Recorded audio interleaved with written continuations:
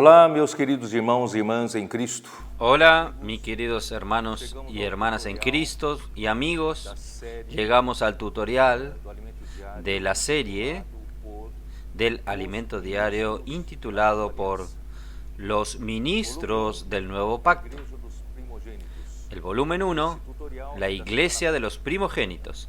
Y este tutorial es de la semana 4. La semana 4 habla, tiene por título, son estos que el Padre busca. El Padre busca aquellos que lo adoren en espíritu y en verdad. Y el Padre está buscando hoy aquellos que cooperen, que pueden cooperar con Él para ejecutar su economía, hacer su voluntad, para finalizar esta era y traer la era venidera, la era del reino del Hijo de su amor. Muy bien, entonces Dios está escogiéndole a usted, y usted puede ser como los 12 discípulos del Señor cuando fueron llamados, dejaron todo para seguir al Señor. Y el Señor está llamándolo a usted, aunque usted se considere inadecuado, incapaz, usted es muy débil, ha errado mucho en su vida, pero yo quiero decirle a usted que Dios quiere escogerlo a usted. Y usted sabe que nuestro amado Pedro, que comenzó, fue el líder en el comienzo de la iglesia para llevar a cabo el ministerio del nuevo pacto. Él también fue un hombre muy precipitado, muy apurado, un hombre inadecuado, un hombre que se creía muy fuerte, pero al final el mismo Señor Jesús lo expuso para mostrarle que en su fuerza natural Él no sirve en la obra de Dios. Sin embargo, en el día de la resurrección, cuando Él ya pensaba que ya había sido rechazado por el Señor Jesús, por haberle negado 3 veces antes que el gallo cante, pero el Señor mandó a decir a los discípulos que Él había resucitado, a sus discípulos, y especialmente se refirió a Pedro y a Pedro. Entonces Pedro fue extremadamente confortado con esto, y cuando comenzó en el día de Pentecostés el ministerio del nuevo pacto por medio de la iglesia, él tomó este liderazgo de una manera muy fuerte y llevó a cabo lo que el Señor quería que él llevase a cabo. Y también nosotros hemos visto el ejemplo de Pablo. Pablo también, a pesar de ser lo contrario a Pedro, él era un hombre letrado, un hombre celoso de la tradición de sus padres, de los judíos, del judaísmo, y él llegó a perseguir a la iglesia de Dios y llegó a arrestar a muchos en la prisión. Y muchos hermanos y hermanas sufrieron en manos de él. Pero él, Dios también tuvo misericordia de él en el camino a Damasco, le apareció a él y lo llamó y lo escogió para ser un gran ministro del nuevo pacto. Y hoy nosotros vamos a ver sobre Juan. Juan también, todos pensaron Juan en el retrato de los 4 evangelios. Él era alguien muy cariñoso, se recostaba siempre en el pecho de Jesús, entonces él debía ser alguien muy manso, etcétera, etcétera. Pero quiero mostrarle que él no era así. Él no era una gran cosa antes de que el Señor lo use. Por tanto, vamos a comenzar por Mateos 4.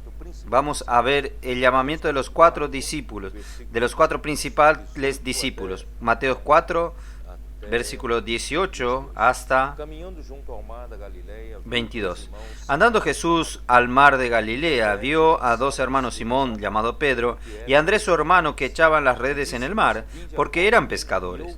Y les dijo: venid en pos de mí, y os haré pescadores de hombres. Ellos entonces dejaron al instante las redes, le siguieron. Pedro y Andrés fueron llamados de esta manera. Estaban pescando, estaban lanzando las redes al mar, ellos eran pescadores. Y cuando el Señor Jesús le dijo: vengan en pos de mí y yo os haré pescadores de hombres, inmediatamente dejaron las redes y le siguieron al Señor. No pensaron dos veces. Pasando de allí, vio a otros dos hermanos, Jacobo, hijo de Zebedeo, y Juan, su hermano, en la barca de Zebedeo, su padre, que remendaban sus redes, y los llamó. Y ellos, dejando al instante la barca y a su padre, le siguieron. Quiere decir, ambos, tanto Pedro y Andrés, como Jacobo y Juan, así que el Señor Jesús los llamó, ellos dejaron todo y siguieron al Señor. Este es el principio de los que tienen este carácter, esta disposición de ser los escogidos del Señor. Entonces espero que usted, después de esta palabra, usted puede ser aquel que realmente haga una elección, que elija, como en Mateo 7, elija la puerta estrecha y escoja el camino apretado, pero grande será su galardón cuando venga el reino de nuestro Señor Jesucristo. Entonces, bueno, primeramente quiero mostrarles a ustedes la persona de Juan antes que Dios lo comience a usar. Mateo 17, en los primeros versículos relatan que el Señor Jesús, Él llevó consigo a Pedro y a los hermanos Santiago y Juan, y los llevó aparte a un monte alto. Versículo 2 dice, y se transfiguró delante de ellos, y resplandeció su rostro como el sol, y sus vestidos se hicieron blancos como la luz. Entonces esta es la manifestación de la gloria de Jesús después de la transfiguración. Él era exactamente después que el Señor Jesús murió y resucitó, y en su reino Él también apareció de esta manera. Si usted y yo somos estos vencedores, nosotros también en el reino milenial seremos como nuestro Señor Jesucristo transfigurado. Versículo 3. Y aquí le aparecieron Moisés y Elías hablando con él. Entonces Pedro dijo a Jesús, Señor, bueno es para nosotros que estemos aquí. Si quieres, hagamos aquí 3 enredaderas, una para ti, otra para Moisés y otra para Elías. Mientras él aún hablaba, una nube de luz los cubrió, y aquí una voz desde la nube que decía, este es mi Hijo amado, en quien tengo complacencia, a él oír. Al oír esto, los discípulos se postraron sobre su rostro y tuvieron gran temor. Muy bien, esta experiencia no fue solo de Pedro, sino también de Santiago y Juan. Solo que Santiago, ya al inicio de la iglesia en Jerusalén, él fue martirizado por Herodes. Y ahí quedaron solo. De los 3 que vieron la transfiguración del Señor Jesús, solo quedó Pedro y Juan. Y en lo referente al monte de la transfiguración, yo quería leerles a ustedes, segunda de Pedro, capítulo 1, 17, 18. Segunda de Pedro 1, 17, 18. Pues cuando él recibió de Dios Padre honra y gloria, quien Jesús, le fue desde la magnífica gloria una voz que decía, este es mi Hijo amado, en el cual tengo complacencia. El Padre tiene placer en el Hijo. Esta voz venida del cielo, y nosotros oímos esta voz enviada del cielo cuando estábamos en el Monte Santo. Pedro testificó sobre este hecho. Filipenses 3:21.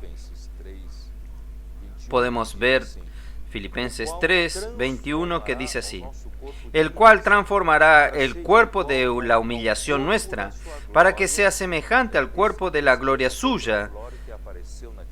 Este mismo cuerpo de la gloria que apareció en aquel monte alto, Jesús, según la eficacia del poder, el cual puede también sujetar a sí mismo todas las cosas. Y Apocalipsis 20, versículos 4 y 6. Vamos a leer también. Y vi tronos y se sentaron sobre ellos los que recibieron facultades de juzgar. Y versículo 6. Bienaventurado y santo el que tiene parte en la primera resurrección. La segunda muerte no tiene potestad sobre estos, sino que serán sacerdotes de Dios y de Cristo, y reinarán con él 1000 años.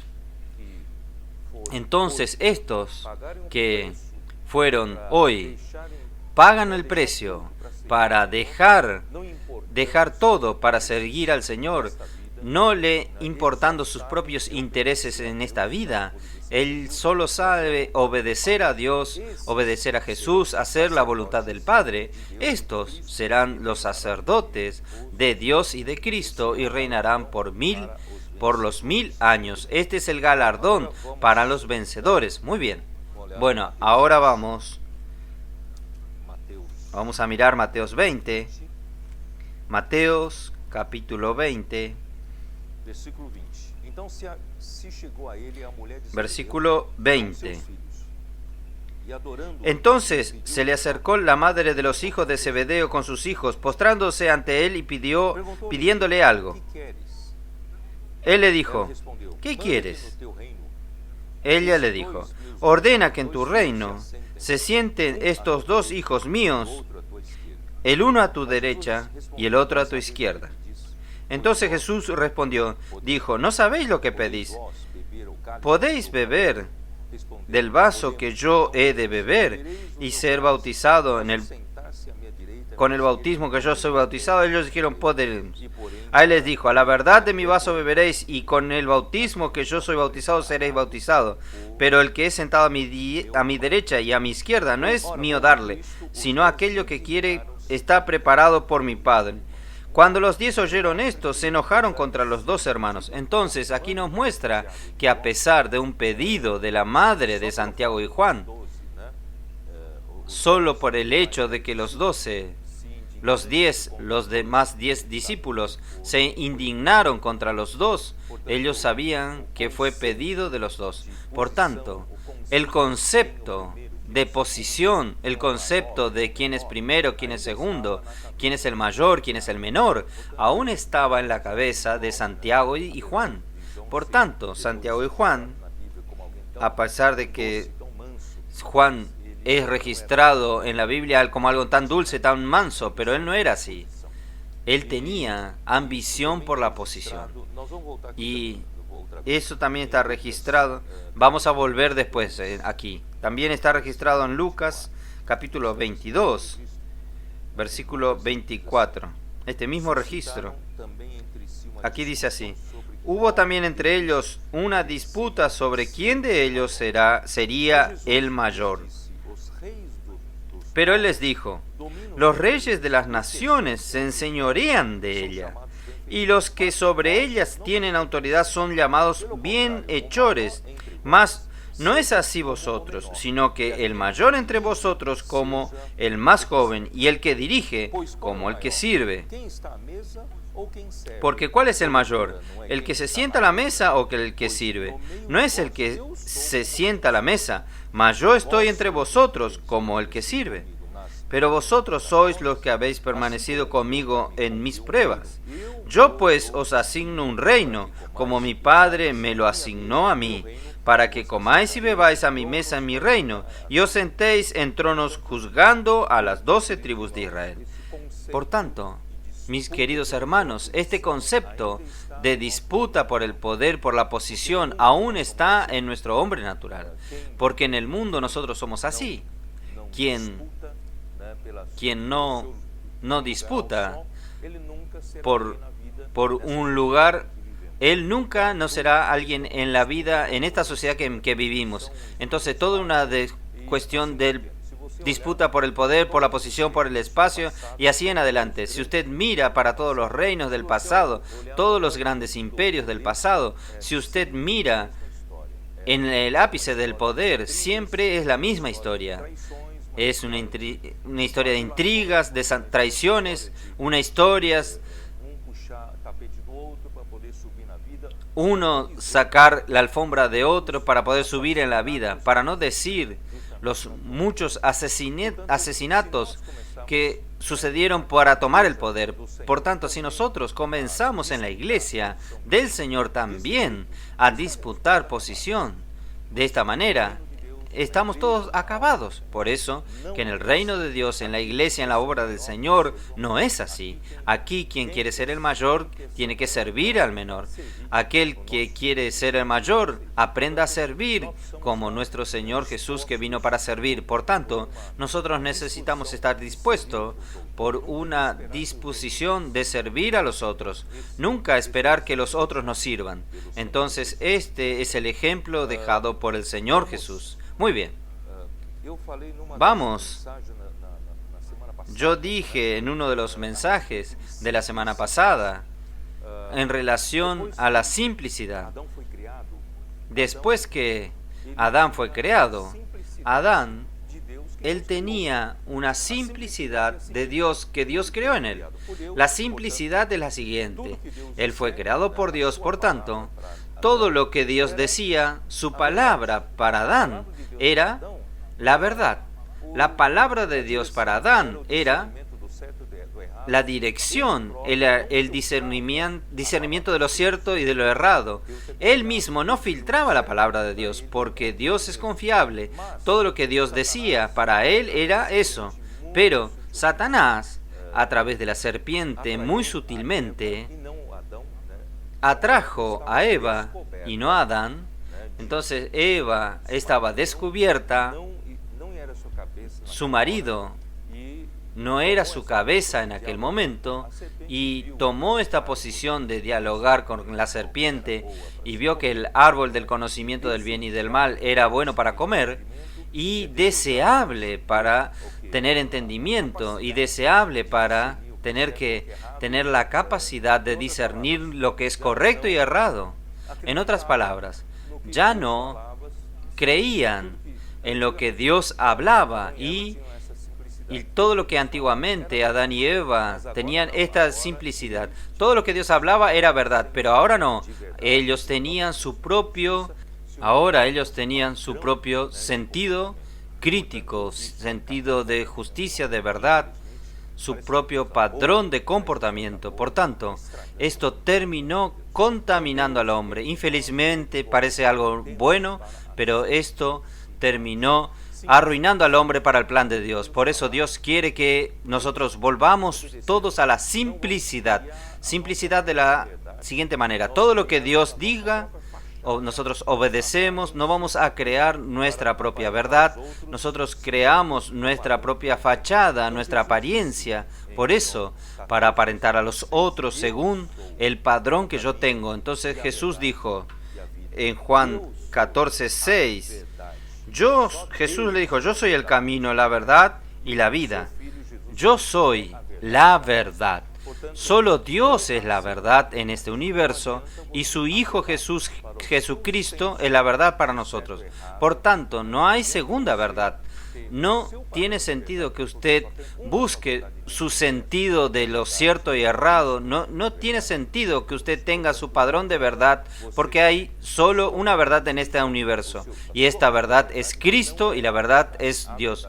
No tiene sentido que usted tenga su propia justicia, su propia verdad, que no es la verdad. La verdad solo hay una. La verdad es Cristo.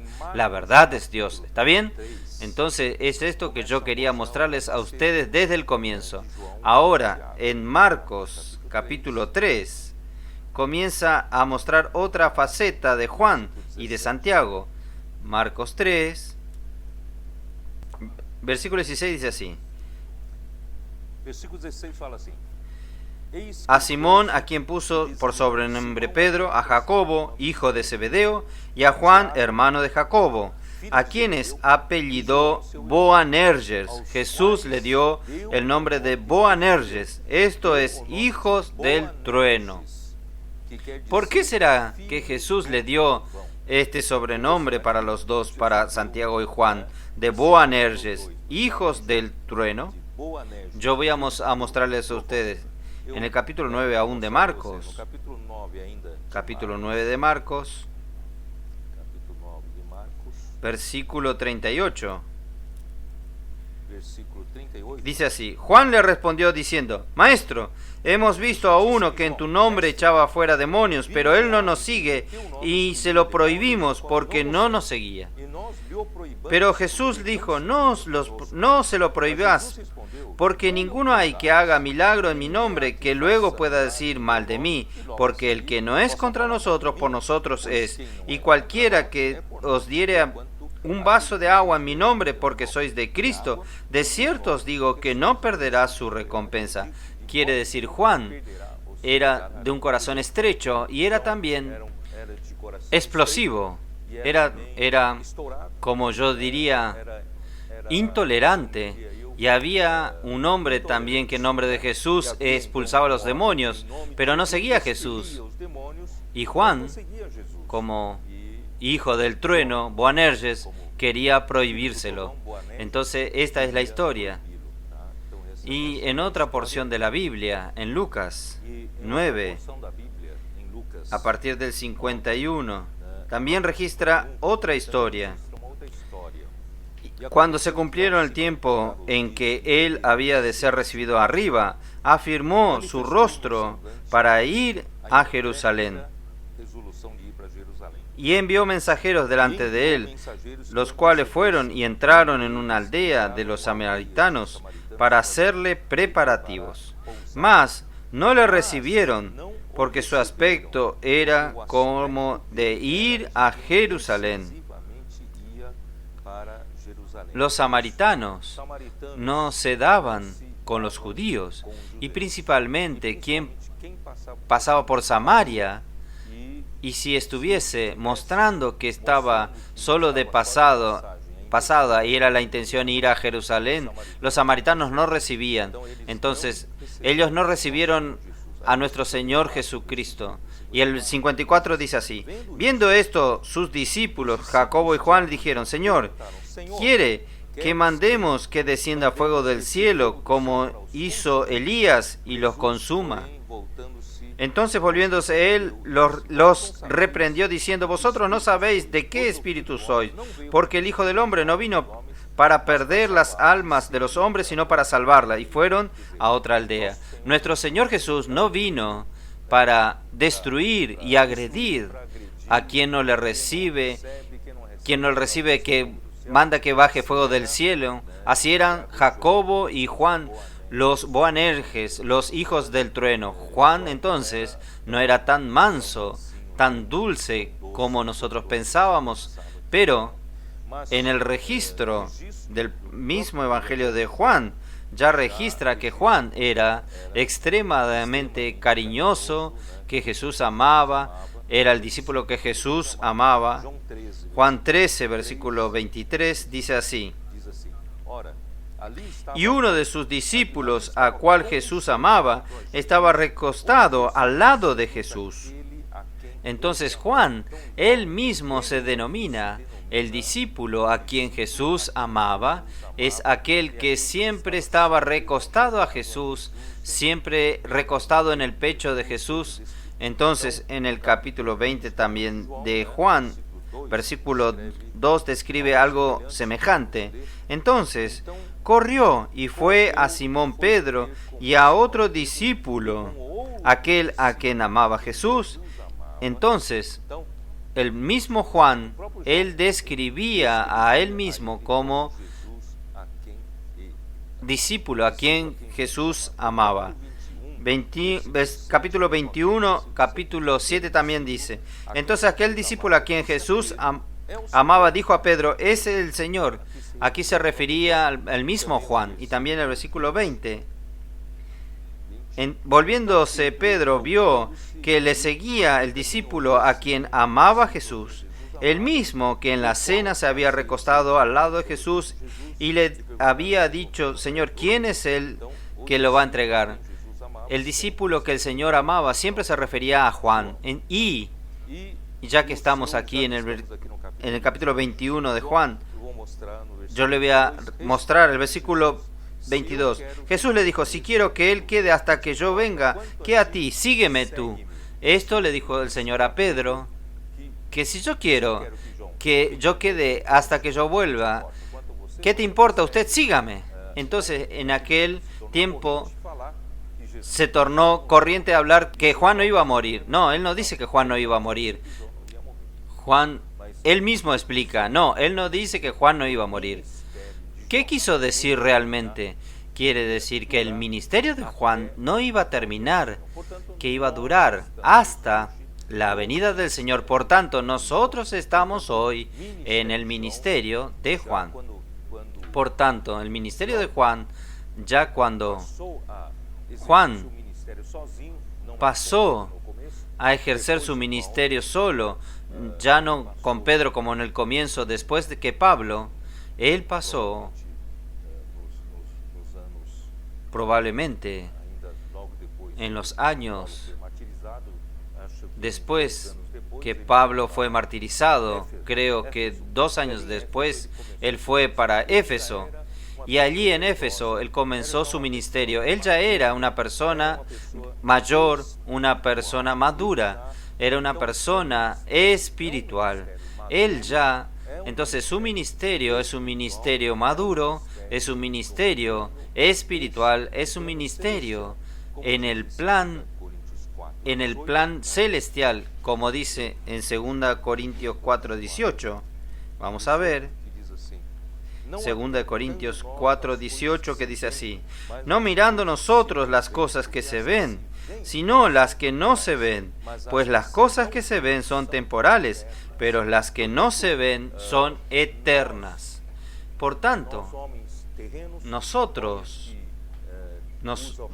hombres terrenales, hombres que usan su raciocinio de esta mente limitada por el tiempo y el espacio, nosotros aún medimos las cosas tomando como referencia las cosas que nosotros vemos, pero el ministerio de Juan es un ministerio de las cosas que no se ven, un ministerio celestial, un ministerio espiritual, un ministerio de las cosas invisibles. Por eso nosotros necesitamos estar en el Espíritu, necesitamos ejercitar nuestra fe para poder ver lo que Juan relata. Por tanto, no es este concepto que nosotros teníamos. Nosotros aconsejamos a un recién convertido: usted no sabe cómo comenzar a leer la Biblia, comience a leer el Evangelio de Juan, que es más fácil. No es más fácil de entender. El libro de Juan, el Evangelio de Juan, es un libro muy profundo. Si usted no tiene revelación, si usted no tiene ejercitando la fe, ejercitando el Espíritu, usted no sabe qué es lo que se trata. Por tanto, si nosotros volvemos para Juan, si usted vuelve para el libro de Juan, el Evangelio de Juan, capítulo 1, usted va a ver algo maravilloso. Por ejemplo, yo voy a citar solo este ejemplo para ustedes. En el principio era el Verbo, y el Verbo era con Dios, y el Verbo era Dios. Él estaba, era en el principio con Dios. Todas las cosas por Él fueron hechas, y sin Él nada de lo que ha sido hecho fue hecho. En Él estaba la vida, y la vida era la luz de los hombres. La luz en las tinieblas resplandece, y las tinieblas no prevalecen contra ella. Estos cortos versículos parece ser algo muy fácil de hablar, como una historia contada a los niños, pero no es nada fácil. Por ejemplo, en el principio era el Verbo. En este verbo de aquí es logos en griego. En el principio era la palabra. La palabra estaba allá en el principio, en la eternidad pasada. Y el verbo, la palabra, estaba con Dios. Quiere decir, la palabra, hijo, como la palabra. Primero tenemos al Padre y tenemos al Hijo. Y el Hijo, Él es la palabra de Dios.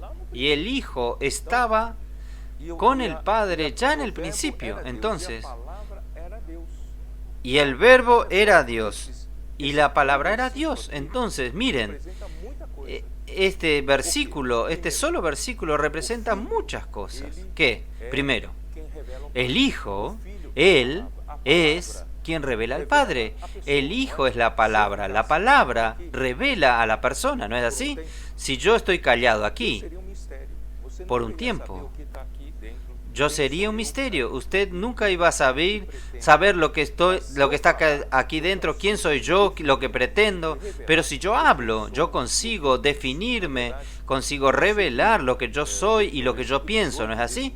Por eso que en el versículo 18 de este mismo capítulo 1 de Juan dice: a Dios nadie le vio jamás. El Hijo unigénito que está en el seno del Padre Él le ha dado a conocer. La palabra es para revelar a Dios. El Hijo es la palabra para revelar a Dios. Sin el Hijo nadie conocería a Dios. Sin la palabra nadie sabría quién es Dios y lo que Él quiere. Por tanto, en el principio era la palabra, y la palabra estaba con Dios. Quiere decir, la palabra y Dios, el Hijo y el Padre, son dos entes distintos que coexistían desde la eternidad. Alguien habla erróneamente en una de las herejías que Jesús no estaba en el principio, Él no era Dios, y en el tiempo Él fue creado. No, no es verdad. El Hijo, Él es la palabra, y la palabra estaba con Dios desde la eternidad pasada. Y la palabra era Dios, quiere decir, existen dos entes aquí que son distintos, coexistían en la eternidad pasada, pero estos dos entes forman un solo Dios. Un solo Dios. Entonces, Dios en la esencia, Él es uno solo, pero hay una distinción del Padre y del Hijo y también del Espíritu Santo, la Trinidad. El Padre, el Hijo y el Espíritu Santo. Usted va a decirme, ¿cómo usted consigue entender esto? ¿Cómo usted puede decir que el Padre, el Hijo y el Espíritu Santo coexisten desde la eternidad pasada? ¿Y cómo es que usted puede decir que ellos, los tres, son uno? ¿Cómo yo hago para entender? En verdad, nosotros con nuestra mente humana nunca vamos a conseguir entender totalmente, porque Dios es Dios, escapa de nuestro entendimiento mental. Esta mente limitada no consigue entender, pero vamos a ilustrar. Voy a usar la misma ilustración de la palabra. Si usted quiere ver, yo creo que es esto, Deuteronomio 8, si usted puede abrir su Biblia. Deuteronomio, capítulo 8, versículo 7. Él dice así, en la descripción de la buena tierra de Canaán, porque Jehová tu Dios te introduce en la buena tierra. Preste mucha atención, tierra de arroyos, de aguas, de fuentes y de manantiales que brotan en vegas y montes. Entonces aquí hay tres ítems de la misma agua. Nosotros tenemos arroyos, que son ríos que corren, pero estos arroyos son formados por las fuentes de donde comienza a emanar el agua, y estas fuentes el agua de estas fuentes vienen de los manantiales profundos. Entonces, yo voy a describir de esta manera para ustedes. El Padre, Dios Padre, es como este manantial profundo que está un gran reservatorio de agua almacenado, esta agua en gran volumen de agua almacenada debajo de la superficie, en las profundidades, pero el hombre que está en la superficie no consigue beneficiarse de esas aguas que están en los manantiales profundos. Pero un día aprobó a Dios hacer con que el Hijo viniese hasta la tierra, viniese hasta el hombre, se tornándose un hombre. Él es como de estos manantiales profundos. Él comenzó a ser la fuente, llevar esta agua del manantial profundo hasta la superficie, y de la superficie Él comienza a fluir como una fuente, y esta fuente pasa a tornarse un arroyo de agua. Y así que el Padre, el manantial profundo, el Hijo, la fuente que subió a la superficie para fluir el agua, y el Espíritu Santo, Él es el arroyo de agua que alcanza a nosotros a todos los siglos. No solo nosotros que no vivimos en la época de Jesús, perdimos la llegada de la fuente aquí en la tierra, pero nosotros podemos beber del mismo agua a través de los arroyos. Hoy nosotros tenemos el Espíritu que nos trae el mismo agua. Entonces, el manancial profundo representa al Padre, la fuente representa al Hijo y los arroyos representan al Espíritu Santo. Tanto uno como el otro, todos los tres, almacenan el mismo agua. Esta misma agua es la esencia de Dios. Dios es uno solo. Él solo que para que esta agua llegue hasta nosotros hay una necesidad de esta distinción de tres entes, del Padre, del Hijo y del Espíritu Santo. Por tanto, nosotros tenemos que alabar a Dios dándonos esta claridad,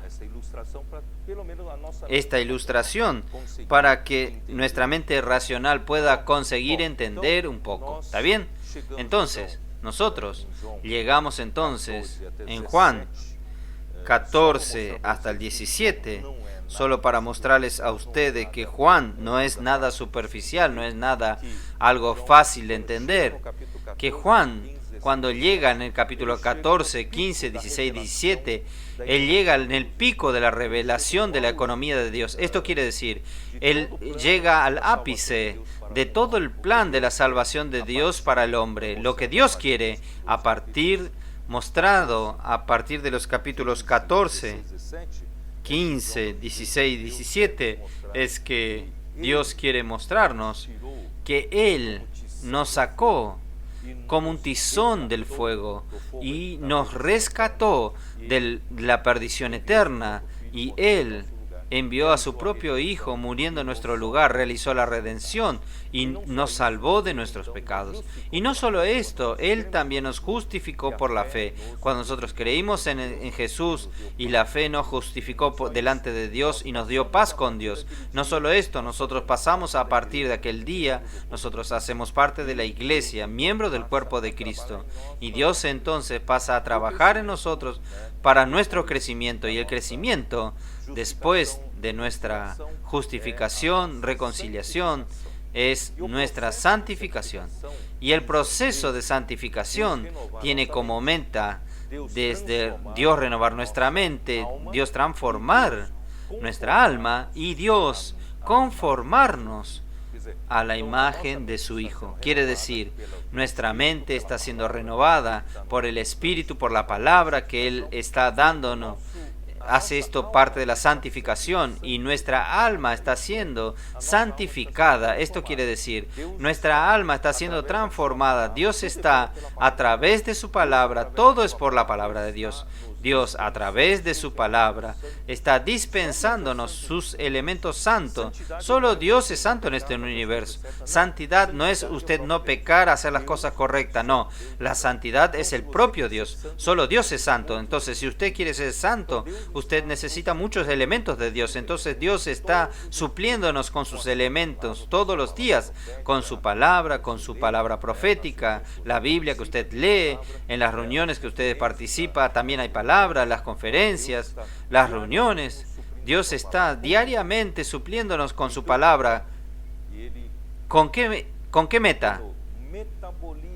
Él, por el metabolismo, el proceso metabólico, Él quiere a través de esta dieta nuestra comer la palabra santa, y con esto colocar elementos santos en nuestro ser, y remover los elementos antiguos de nuestro ser, del viejo hombre, de la vieja creación, como nosotros éramos. Entonces, gracias a Dios, con el pasar de los años, nosotros vamos siendo más santificados por la palabra. Por eso que en Juan 17, el Hijo dice, santifícalos, oh Padre, santifícalos en tu verdad. Tu palabra es la verdad. Entonces, esta palabra que es la verdad está santificándonos día a día. Y en el capítulo 14, 15, 16, 17 de Juan nos muestra que nosotros estamos siendo llevados para dentro del Padre. ¡Qué cosa maravillosa! Porque nuestro Señor Jesucristo, Él cuando se encarnó, Él tomó la humanidad. Y cuando Él murió, Dios lo resucitó. Y en la resurrección, en Hechos capítulo 13, versículo 33, y Salmo 2 dice, en la resurrección Dios dijo a Jesús, tú eres mi Hijo amado, y yo hoy te engendré. Esto quiere decir, en el día que Jesús fue resucitado por Dios, Él fue santificado, Él fue glorificado por el Padre, Él fue recibido para dentro de la gloria del Padre. Esto quiere decir, solo que ahora el Hijo no tiene solamente divinidad, ahora el Hijo, Jesús, contiene la humanidad. Cuando Jesús fue admitido para dentro del Padre, esta humanidad fue recibida para dentro del Dios glorioso. Entonces el hombre Jesús fue glorificado. Y este hombre Jesús, siendo glorificado, abrió un camino para todos los hijos de Dios que vienen a creer en Él, para ser conducidos a la gloria. Por eso que en Hebreos capítulo 2, podemos leer aquí, Hebreos capítulo 2, dice así, por tanto era necesario, versículo 10, porque convenía a aquel por cuya causa son todas las cosas y por quien todas las cosas subsisten, que habiendo de llevar muchos hijos a la gloria, perfeccionase por aflicción al autor de la salvación de ellos. Quiere decir, hoy Jesús recibió, fue coronado de gloria y de honra, fue glorificado por el Padre lo recibió al hombre Jesús, la humanidad fue recibida para dentro de Dios. ¡Qué cosa maravillosa! Dios no recibió ángeles, ni la naturaleza de ningún ángel para dentro de Él. Dios recibió en Jesús la humanidad para dentro del Padre. Por eso que en Juan 14, Él dice a sus discípulos, no se turbe vuestro corazón, creed en mí, creed también en mi Padre, quiere decir, en Dios.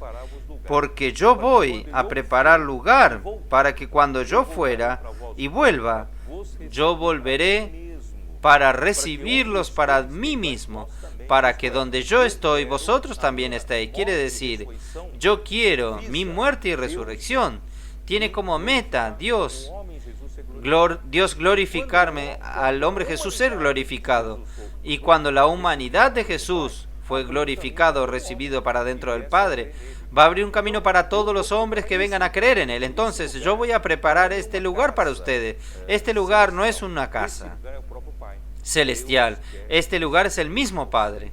Dios quiere recibir a usted para dentro de su gloria. Por tanto, el proceso de salvación de Dios para nosotros es al final conducirnos hasta la gloria de Dios. Por eso, después que la justificación por la fe, después de la santificación, finaliza en el proceso de glorificación.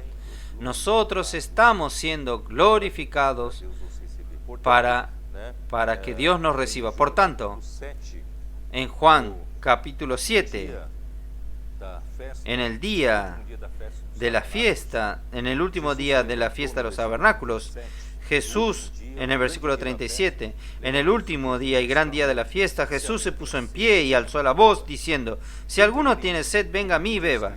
El que cree en mí, como dice la Escritura, de su interior correrán ríos de agua viva.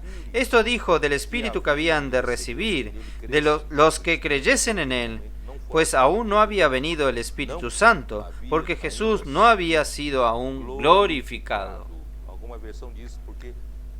Alguna versión dice, porque el Espíritu aún no era. Yo había explicado en una de las semanas que el Espíritu equivale al aceite sagrado de la unción, a la santa unción. Porque alguien dijo, el Espíritu Santo no existía. No, no es eso. La santa unción, en Éxodo 30, es hecho por un hin de aceite puro, aceite de oliva puro, representa al Espíritu Santo, solo que fueron agregados 4 especies, y estas especies son todas referentes a la humanidad de Jesús, a su encarnación, su vivir humano, todas sus experiencias humanas, experiencia de muerte, experiencia de resurrección, están contenidas en este aceite sagrado de la unción, como las especias, y mezclando juntos se tornan el aceite sagrado de la unción, que es el Espíritu. Por tanto, en el día en que Jesús fue recibido en la gloria del Padre, este Espíritu vino, y este Espíritu entraría en todo aquel que en él creyese, y se tornaría río, ¿no es así? De su interior fluirán ríos de agua viva. Todos nosotros hoy tenemos estos ríos de agua viva porque el Espíritu entró en aquellos que creyeron en Jesús. En Juan capítulo 17, versículo 4 dice así: yo te he glorificado en la tierra, he acabado la obra que me diste que hiciese. El hombre Jesús glorificó a Dios consumando la obra que Dios el Padre le dio para hacer. Y la misma cosa, si nosotros aquí en la tierra hacemos la voluntad del Padre, hacemos la obra que el Padre nos confió hacer, cada uno cumpliendo su papel, usted estará glorificando a Dios, porque no es solo hablar de boca, gloria a Dios, que usted glorifica a Dios. Usted glorifica a Dios cuando usted hace la obra que Dios le confió para que usted haga. Y el versículo 5 es lo contrario. Ahora pues, Padre, glorifícame tú al lado tuyo, con aquella gloria que tuve contigo antes que el mundo fuese. Eso quiere decir, ¿cómo? Ahora Dios el Padre glorificó al hombre Jesús. Aquí dice, glorifícame contigo mismo, con aquella gloria que tuve contigo antes que el mundo que fuese. Antes de la creación, el Hijo estaba en la gloria del Padre.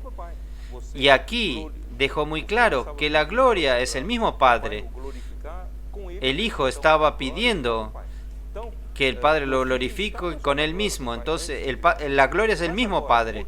Entonces, el Hijo ya estaba en la gloria del Padre antes de crear al mundo. Pero ahora, ¿por qué estaba pidiendo, rogando al Padre que lo glorifique? ¿Por qué? Porque este Jesús ahora no solo es el Hijo de antes de la creación del mundo, ahora Él es hombre también. Entonces Jesús estaba rogando para que el Padre aceptase esta humanidad de Él, glorificando al hombre Jesús.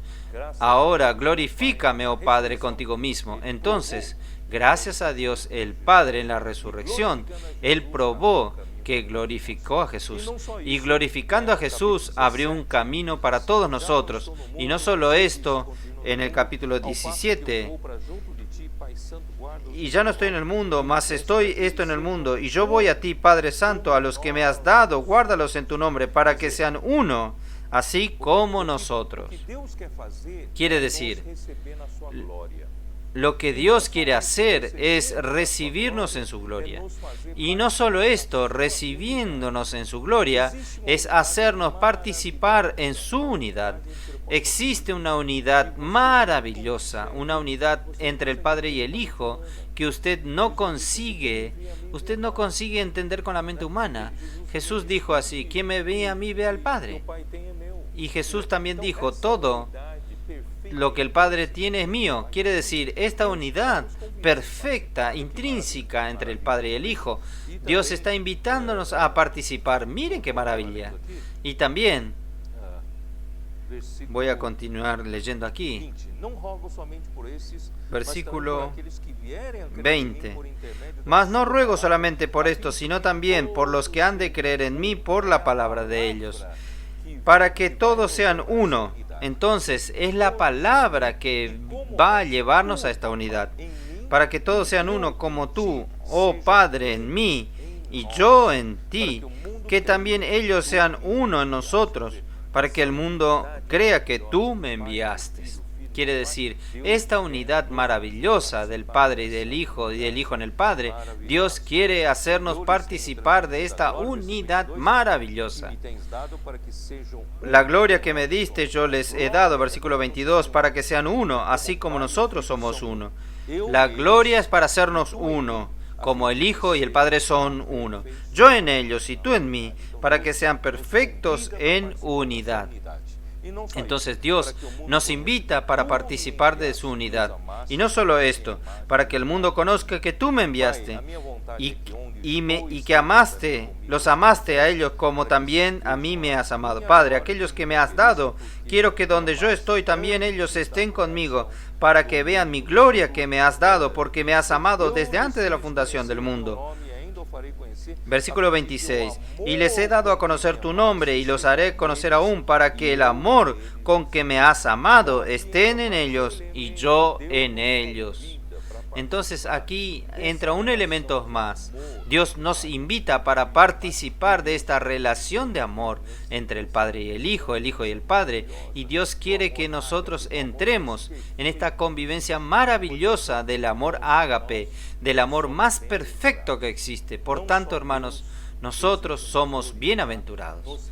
No solo Dios desea glorificarnos, recibirnos para su gloria, Dios desea que nosotros participemos de su unidad, esta unidad maravillosa entre el Padre y el Hijo, y Dios desea que nosotros participemos de su santidad, porque solo Dios es santo. Dios está llenándonos con los propios elementos de Dios, que son elementos santos de Dios, y aún Dios nos está invitando para vivir una vida más perfecta que existe, que es la vida en el amor, la relación verdadera, la verdadera felicidad, la verdadera paz y alegría está en esta convivencia, en esta relación del Dios triuno, y Dios nos invita a participar. Yo estoy loco de ver todo esto. Yo puedo solo decir a Dios, Dios, ¿qué más puedo decir? El Señor nos reservó este futuro tan maravilloso. ¿Por qué no entregamos totalmente a Él? ¿Por qué aún amar las cosas de esta tierra? ¿Por qué aún buscar estas cosas que enseguida se van, que son temporales? Vamos a buscar lo que es eterno, buscar las cosas que no se ven. No esté preocupado buscando las cosas que se ven.